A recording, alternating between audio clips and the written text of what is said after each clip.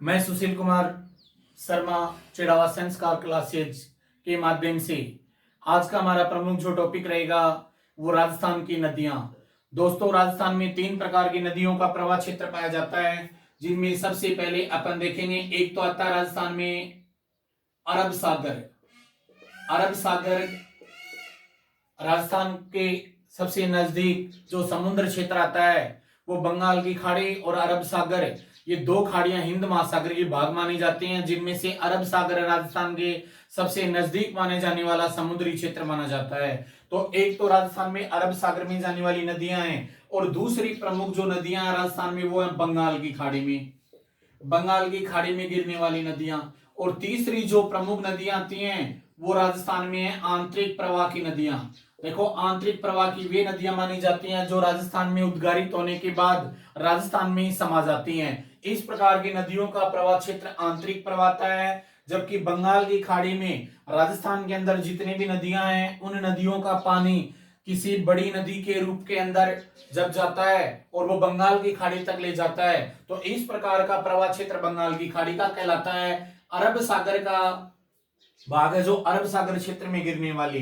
तो सबसे पहले देखो, अपन भौतिक भूगोल के अंदर है राजस्थान के अंदर ना अरावली के बारे में अध्ययन कर चुके थे। तो ये राजस्थान में 2 ऐसे संभाग हैं, एक संभाग का नाम आता है अजमेर और दूसरे संभाग का नाम आता है उदयपुर। ये 2 राजस्थान में ऐसे संभाग हैं जिस संभाग की नदियां दोनों तरफ से गुजरती हैं, दोनों तरफ जाकर गिरती हैं। अजमेर संभाग की नदियां वो भी अरब सागर में जाती हैं, इसके साथ में वो नदियां बंगाल की खाड़ी में भी गिरती हैं। सेम ऐसी स्थिति राजस्थान में कहां होती है? उदयपुर में। देखो, राजस्थान पुलिस 2nd ग्रेड, पटवार 1st ग्रेड, इसके अलावा वन रक्षक और रिट, हर बार यहां से एक प्रश्न राजस्थान भूगोल में पूछा जाता है। तो सबसे पहले देखेंगे अपन है, ये 2 संभाग की बात क्लियर हो गई। 2 ऐसे संभाग आते हैं राजस्थान में जो दोनों तरफ से, जहां से निकलने वाली उद्गारित होने वाली नदियां दोनों खाड़ियों में पहुंचती हैं। अब देखेंगे अपन, सबसे पहले अरब सागर की खाड़ी की बात करें, तो अरब सागर की खाड़ी की बात करें तो इसमें से प्रमुख प्रमुख जो नदी आती है यहाँ पे अजमेर क्षेत्र के अंदर है ना, इस प्रकार नदी। तो ये जो नदी आती है ना, ये जो नदी है, ये इस नदी के बारे में अपन लूणी नदी की बात करेंगे। तो लूणी नदी देखो ना, प्राचीन के अंदर इसे प्राचीन साहित्य में से लवणाद्रि के नाम से जाना जाता है, लेकिन मौर्य काल के अंदर जो मौर्य काल और उसके बाद में गुप्त काल इत्यादि के अंदर जो अवशेष मिलते हैं उनसे पता चलता है। इसके अलावा कालिदास का एक लेख है, उस लेख के अंदर भी है ना, इसे अंतः सलीला कहा गया है, अंतः सलीला लूणी नदी को कहा गया है। राजस्थान के भौतिक प्रदेश में अपन ने पहले विस्तृत अध्ययन किया था, जिसके अंदर राजस्थान का जो पश्चिमी क्षेत्र आता है, पश्चिमी क्षेत्र ये मरुस्थल क्षेत्र कहलाता है। तो इसका उपनाम की अगर बात करें तो एक तो पूछा जाता है राजस्थान की मरुगंगा, दूसरा पूछा जाता है रेगिस्तान की जीवन रेखा, और तीसरा मरो जलधारा। ये देखो उपनामों से जाना जाता है। दोस्तों याद रखना, यही उपनाम इंदिरा गांधी नहर के भी माने जाते हैं। इंदिरा गांधी नहर है ना, उसके नाम भी यही माने जाते हैं क्योंकि लूणी नदी तो वर्षा ऋतु के में प्रवाहित होती है, और उसके बाद में जो इंदिरा गांधी नहर है ये सदैव प्रवाहित होती रहती है। जो पश्चिमी राजस्थान और उत्तरी राजस्थान की जीवन रेखा को ही इंदिरा गांधी नहर ने बदल दिया था। तो लूणी नदी की अगर अपन बात करें तो लूणी नदी है ना, अजमेर जिले के अंदर एक पहाड़ी आती है पुष्कर के क्षेत्र के पास में, पुष्कर अजमेर जिले में है। पुष्कर और अजमेर के बीच का जो भाग आता है वो पुष्कर की पहाड़ियां हैं, और उस क्षेत्र को नाग पहाड़ भी कहते हैं। तो राजस्थान में अगर ये कई बार पूछा जाता है कि नाग पहाड़ियां कहाँ हैं, तो नाग पहाड़ियां राजस्थान में अजमेर जिले में आती हैं, जो अजमेर और पुष्कर के मध्य का भाग है। जब नाग पहाड़ियों में भयंकर बरसात आती है तो यह नदी राजस्थान में 6 जिलों के अंदर प्रवाहित होती हुई 6 जिलों के अंदर आएगा, अजमेर, नागौर, जोधपुर, पाली और बाड़मेर और जालोर, इन क्षेत्रों में यह नदी बहती है। इन क्षेत्रों में बहने के बाद में बाड़मेर के अंदर एक क्षेत्र आता है, उस क्षेत्र का नाम आता बालोतरा, और बालोतरा के पास एक जगह का नाम आता कवास। तो यहाँ पर है ना, जब नाग पहाड़ियों में भयंकर वर्षा होती है, नाग पहाड़ियां अजमेर पुष्कर क्षेत्र में है, तो राजस्थान में बाढ़ कौन से जिले में आता है, तो बालोतरा कवास क्षेत्र में आता है। अब इसकी बात करें तो राजस्थान क्या जिस प्रकार भारत के भौगोलिक क्षेत्र में 10.41% रखता है, सेम दोस्तों उसी प्रकार राजस्थान के अंदर लूणी नदी का जो प्रवाह क्षेत्र आता है वो संपूर्ण प्रवाह क्षेत्र में 10.41% क्षेत्र पर फैली हुई है। और लूणी नदी भारत में रेगिस्तान क्षेत्र में बहने वाली भारत की सबसे बड़ी नदी मानी जाती है। रेगिस्तान क्षेत्र की सबसे बड़ी जो नदी है राजस्थान में, वो भारतीय क्षेत्र की अगर बात करें कि भारत में रेगिस्तान की सबसे बड़ी नदी कौन सी है, तो भारत में रेगिस्तान की सबसे बड़ी नदी भी कौन सी आती है, लूणी नदी आती है। इसके अलावा लूणी नदी को देखो, लूणी नदी को प्राचीन प्रारंभ क्षेत्र के अंदर इसे या तो कहा जाता है साकरी या इसके अलावा सागरमती। सागरमती है ना, वो भी किसे कहा जाता है, लूणी नदी के क्षेत्र को कहते हैं। लूणी नदी के क्षेत्र का प्रारंभिक जो नाम माना जाता है, प्रारंभ में इस नदी का जो नाम माना जाता है वो सागरमती या साकरी के नाम से जाना जाता है। और लूणी के अंदर है ना नमकीन नमक का यानी इस क्षेत्र में जिप्सम का प्रबल भंडार माना जाता है। तो जिप्सम के वातावरण के अंदर जो लवणीयता फैल जाती है उसके कारण इस नदी का पानी है वो खारा हो जाता है। और प्रश्न ये पूछा जाता है कि लूणी नदी का पानी खारा कहां से होता है, तो बाड़मेर जिले के बालोतरा क्षेत्र से आगे इस नदी का पानी पूर्णतः क्या हो जाता है, खारा हो जाता है। तो इस प्रकार इस नदी का नाम आता लवणवती, लवणाद्री। और एक पूछा जाता है राजस्थान के ये रेगिस्तान क्षेत्र की ये नदी पूर्णतः वर्षा पर आधारित है। दोस्तों राजस्थान में जब भयंकर वर्षा होती है तो ही ये नदी अपने मुकाम तक पहुंच पाती है, क्योंकि रेगिस्तान क्षेत्र में वर्षा का अभाव होने के कारण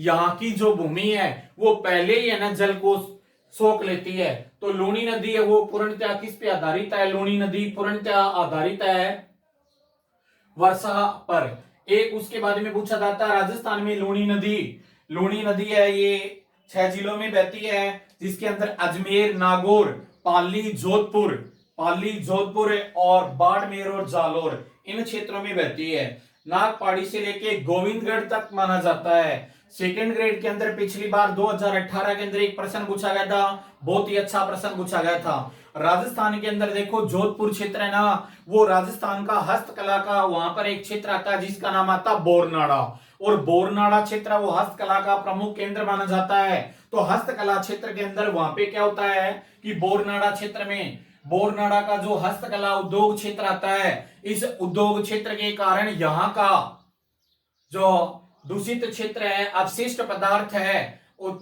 हस्तकला का जो बचा हुआ मटेरियल है वो उस क्षेत्र में डाल देते हैं, जिसके कारण लूणी नदी है वो यहाँ पर प्रदूषित हो जाती है। यही प्रश्न इस बार सेकेंड ग्रेड के अंदर पूछा गया था, लूणी नदी राजस्थान के कौन से क्षेत्र से, तो लूणी नदी जोधपुर के बोरनाड़ा क्षेत्र से प्रमुख दूषित हो जाती है। ये याद रखना, सेकेंड ग्रेड में इस बार ये प्रश्न पूछा गया था। फिर उसके बाद में पूछा जाता है कि राजस्थान की वो कौन सी नदी है, राजस्थान की कौन सी नदी है जिस नदी का आधा पानी खारा और आधा पानी मीठा होता है, तो वो भी पानी कौन सा है, लूणी। वो लूणी नदी है जिसका खारा पानी है। लेकिन याद रखना दोस्तों, खारी नदी अलग आती है। उसके बाद में आता है लूणी नदी को पश्चिमी मरुस्थल की गंगा भी कहते हैं। इस पश्चिमी मरुस्थल की गंगा कहा जाता है, मरुवासा भी कहा जाता है। और अगर प्राचीन की बात करें, प्राचीन इस भौगोलिक क्षेत्र को ऐतिहासिक क्षेत्र के अंदर मारवाड़ के नाम से जाना जाता था। ये जगह ने ये सारा संपूर्ण मारवाड़ था। तो मारवाड़ की गंगा वो भी किसे कहा जाता था, लूणी नदी को कहते थे। लूणी नदी को मारवाड़ की गंगा कहा जाता था, क्योंकि मारवाड़ की गंगा लूणी नदी को इसलिए कहते हैं, मारवाड़ के अंदर जो कृषि क्षेत्र था ये लूणी नदी द्वारा, और लूणी नदी के अंदर जो खरीफ की फसल, अगर ये पूछा जाए कि खरीफ की फसल के लिए मारवाड़ क्षेत्र में कौन सी नदी का पानी, तो दोस्तों जब ये वर्षा ऋतु में ये बहकर रुक जाती है, तो बाड़मेर क्षेत्र के अंदर सबसे बाद में जब बाड़मेर क्षेत्र के अंदर इसका जो पानी है, तो वहां पर है ना लूणी नदी से रबी की फसल के लिए भी ये लाभदायक रहती है। लेकिन ये अमूमन सदैव ऐसा नहीं होता। उसके बारे में पूछा जाता है राजस्थान के अंदर एक प्रश्न ये आता है, जोधपुर में लूणी नदी पर कौन सा बांध बना हुआ है? तो जोधपुर के अंदर लूणी नदी पर जसवंत सागर बांध बना हुआ है। जसवंत सागर, जसवंत सागर याद रखना, जोधपुर का एक राजा था जसवंत सिंह, उसके नाम पर एक बांध बनाया गया था, उस बांध का नाम आता जसवंत सागर। एग्जाम में भी पूछा जाता है जसवंत सागर बांध कहां पर है? तो जसवंत सागर बांध राजस्थान में जोधपुर क्षेत्र के अंदर लूणी नदी पर बना हुआ बांध है। इस बांध का नाम आता है जसवंत सागर बांध। एक पूछा जाता है, जालोर व गुजरात क्षेत्र के अंदर, जालोर का ये जो क्षेत्र आता है बाड़मेर का क्षेत्र आता है, थोड़ा सा प्रश्न पूछा गया था, रेलवे के एग्जाम में पूछा गया था, जो नेडा क्या है? तो नेडा गुजरात क्षेत्र है, और जालोर का जो क्षेत्र आता है यहाँ पर थोड़ा सा क्षेत्र है, इस क्षेत्र को आप प्रवाह क्षेत्र को गुजरात के अंदर, लूणी नदी के प्रवाह क्षेत्र को गुजरात और जालोर के सीमावर्ती क्षेत्रों के अंदर नेडा के नाम से जाना जाता है। फिर उसके बारे में पूछा जाता है कि राजस्थान में वो कौन सी दो नदियां जो लूणी नदी को काटती हैं? तो दोस्तों राजस्थान में वो कौन सी दो नदियां हैं जो अरावली को काटती हैं? तो अरावली को काटने वाली प्रमुख जो नदियां आती है, एक लूणी नदी आती है और दूसरी बनास नदी आती है। बनास और लूणी दो है ना, ये दो नदियां ऐसी आती हैं राजस्थान में जो अरावली पर्वत को काटती हैं। फिर आगे वाला जो प्रश्न पूछा जाता है कि दक्षिणी दिशा से अरावली पर्वत है ना, एक बार एग्जाम के लिए पूछा गया था, लूणी नदी का जो क्षेत्र है दक्षिणी क्षेत्र में कौन सी पर्वतमाला है? तो दक्षिणी क्षेत्र में लूणी नदी ये है, तो इस क्षेत्र के अंदर यहां पर है ना, इस पर्वतमाला के बारे में पूछा गया था। ये पर्वतमाला आती है, ये अरावली पर्वतमाला आती है। फिर अरावली पर्वतमाला के बाद में एक है ना इसके, तो आप है ना राजस्थानी भाषा में ऐसे याद रखना, लूणी की हुई सगाई, सगाई, तो सगाई के बाद घर आया जवाई, और देखने लीलड़े और सोकड़े और जोजड़े भी आई। लीलड़े, सोकड़े, जोजड़े और मिठड़ी, मिठड़ी। तो देखो सगाई, जवाई, लीलड़ी, सुकड़ी, जोजड़ी और मिठड़ी। दोस्तों एग्जाम में पूछा गया था मिठड़ी क्या है? तो मिठड़ी राजस्थान में मिठाई नहीं है। मिठड़ी राजस्थान के अंदर नागौर जिले में दो गांवों के नाम भी आते हैं मिठड़ी और मिठड़ी।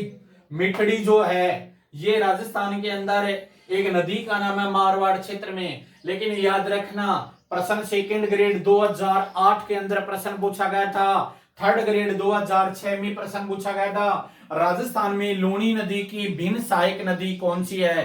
तो लूणी नदी की भिन्न सहायक नदी जो आती है, भिन्न सहायक का मतलब है और क्षेत्र है, यानी अरावली क्षेत्र से निकलकर इस प्रकार प्रवाहित होने वाली जो नदियां इसमें मिलती हैं वो तो एक दिशा की हो गई हैं, लेकिन विपरीत दिशा में बहने वाली जिसमें जोर है, तो जोर है तो जो से शुरू करने वाली नदी कौन सी आती है? वो आती है जोजड़ी। ये प्रश्न आप ध्यान में रखना, लूणी नदी का प्रमुख प्रश्न, लूणी नदी के प्रमुख प्रश्नों के अंदर ये प्रमुख प्रश्न बनता है। दोस्तों देखो लूणी नदी पे जो प्रमुख प्रश्न कौन कौन से बनते हैं, पहला प्रश्न बनता है कि पुष्कर की पहाड़ियों में जब भयंकर वर्षा होती है तो राजस्थान में बाढ़ कहां आता है? तो आपका उत्तर होगा बालोतरा। दूसरा प्रश्न पूछा जाएगा कि मारवाड़ क्षेत्र के अंदर कौन सी प्राचीन नदी को लवणाद्री के नाम से जाना जाता है? तो वो नदी आपकी लूणी। तीसरा जो प्रमुख प्रश्न पूछा जाता है कि लूणी नदी राजस्थान में कौन से क्षेत्र में दूषित होती है? तो जोधपुर के बोरनाड़ा का जो हस्तकला उद्योग है उसके कारण राजस्थान में ये नदी यहां से दूषित मानी जाती है। तीसरा जो प्रमुख प्रश्न पूछा जाता है कि जब नाग पहाड़ियों में भयंकर वर्षा होती है तो राजस्थान में बाढ़ कहां आता? तो बालोतरा क्षेत्र में। अगला प्रश्न पूछा गया था 2006 के अंदर राजस्थान में कवास क्षेत्र में जो बाढ़ आया था, तो बाढ़ आने का मुख्य कारण क्या था? तो बाढ़ आने का राजस्थान में मुख्य जो कारण माना गया था वो कारण ये माना गया था यहाँ पर लूणी नदी के द्वारा, क्योंकि बालोतरा क्षेत्र के आसपास में जो वहां की भौगोलिक स्थिति है उसमें भूगर्भिक जिप्सम की पट्टी मानी जाती है। तो भूगर्भिक जिप्सम की पट्टी होने के कारण लूणी नदी का पानी मरुस्थल की भूमि है वो सोख नहीं पाती है, इसके कारण यह नदी का पानी है वो बाढ़ के रूप में प्रसारित हो गया था। तो आप इस प्रकार याद रखेंगे कि बाढ़ वाला क्षेत्र, याद रखना दोस्तों बाड़मेर का नाम है वो बाढ़ के कारण नहीं पड़ा था, वो बाहड़ देव के कारण पड़ा था। अगला प्रश्न पूछा जाता है कि कच्छ के रण में गिरने वाली प्रमुख नदी कौन सी है? तो कच्छ के रण में गिरने वाली प्रमुख नदी भी कौन सी आती है? लूणी नदी। प्रश्न पूछा जाता है राजस्थान में पिछियाक बांध व जसवंत सागर बांध, तो ये दोनों ही बांध मारवाड़ क्षेत्र में जोधपुर में बने हुए हैं। और फिर है ना एक प्रश्न पूछा जाता है इसकी जो सहायक नदी आती है जिसका नाम आता है जवाई, और जवाई नदी पर पाली जिले के अंदर एक बांध बना हुआ है, उस बांध का नाम आता है जवाई बांध। दोस्तों जवाई बांध को मारवाड़ का अमृत सरोवर कहा जाता है। ये प्रश्न राजस्थान पुलिस में कई बार आ चुका है कि मारवाड़ का अमृत सरोवर किसे कहा जाता है? तो मारवाड़ का अमृत सरोवर है वो कहा जाता है जवाई बांध को, और जवाई बांध है वो पाली जिले में आता है, जवाई नदी पर बना हुआ है। जवाई नदी पर बनने के कारण इस क्षेत्र में मारवाड़ में पेयजल उपलब्ध करवाया जाता है, और जवाई बांध को मारवाड़ का अमृत सरोवर कहा जाता है। फिर तीसरा प्रश्न पूछा जाता है कि लूणी नदी की कुल कितनी लंबाई? तो 495 किलोमीटर आती है, जिसमें राजस्थान में 330 किलोमीटर आती है। दोस्तों एग्जाम में प्रश्न पूछा गया था आरएस प्री में लूणी नदी कौन से दो राज्यों में प्रवाहित होती है? तो दोस्तों राजस्थान के बाद में अगला जो राज्य आता है वो गुजरात है। ये राजस्थान के प्रमुख, आज हमने लूणी नदी के बारे में अध्ययन किया।